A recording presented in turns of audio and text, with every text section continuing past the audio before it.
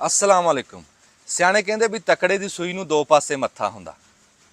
तारीख ये दसदी है भी बहुत सारिया कौमां सिर्फ इस करके तबाह होईयां भी उन्हां च इंसाफ है नहीं सी भी तकड़ा गनाह करे उन्हूं बरी कर देना ते माड़ा करे उन्हूं पुट्ठा टंग देना।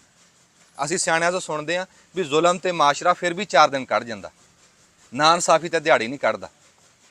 साडे इत्थे कराची दे विच एक अमीरजादी ने 130 की स्पीड ते निक्की सड़क ते गड्डी भजा के ना ते वो गरीब थल्ले देते बंदे मारते।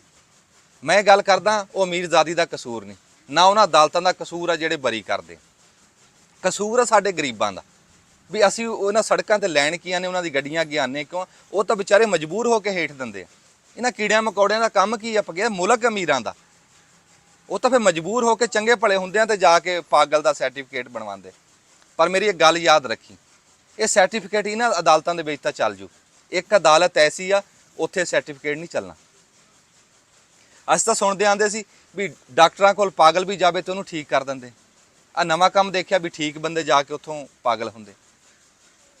इत्थे वो हिसाब आ कोई बंदा सी, कोई बंदा मर गया, उन्हें जाके फिर वकील कराया, अदालत च केस लग गया। उहदे वकील ने उन्होंने कहा भी तेनू ना कोई गल भी मुखालफ वकील पूछे तू अगों कर देना डर। वो कहंदा ठीक। केस लग गया, वो कटहरे च खलोता, मुखालफ वकील ने कहा जी जज साहब मैं इन्हां सवाल जवाब करने। उन्हें क्या करो। वो आके उन्होंने कहंदा भी तेरा नाम की आ? वो कहंदा डर। कहंदा तेरी उम्र किन्नी है? कहंदा डर। उन्हें जज नूं कहा भी जज साहब बंदा मैनूं हिलिया लगदा भी ये तां पागल लगदा। जज ने कहा भी तां पागल आ, उन्होंने बरी करता। बाहर निकलिया ना तो वह वकील बड़ा खुश, कहंदा सुना तैनूं मैं कैसी गल दसी सी, लिया हुण मेरी फीस कढ। ते वह वकील नूं कहंदा डर।